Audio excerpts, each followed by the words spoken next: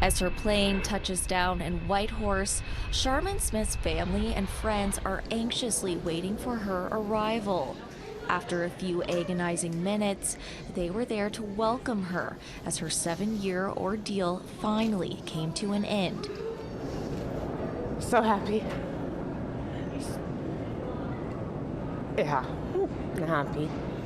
In 2016, the Carcross Tagish citizen was found guilty of trafficking the stimulant cat while on a layover in Turkey traveling to Canada. After spending almost a decade away from her home territory, the 43-year-old reunited with loved ones. My feet are back on my soil, so I'm home. I need to get going.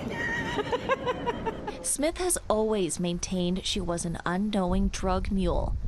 She claims the stimulant was planted in her luggage while traveling back to Canada from a conference in Africa. Originally sentenced to 9 years, Smith served time in a Turkish prison and was later put on probation. It took me away from my family, my friends, my culture, my loved ones, and I was just because of one decision. Friend Leslie Colley says Smith is loved and cherished by many.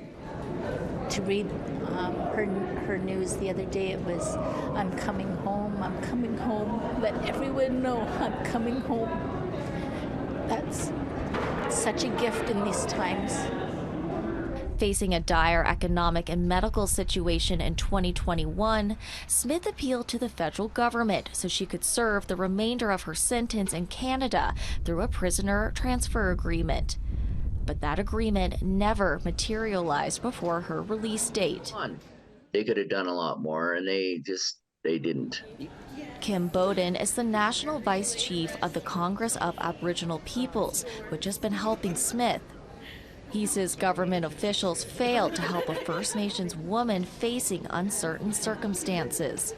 Being a woman in Turkey is not an easy thing, especially if you're single, and some of the things that were happening to her was just quite shocking.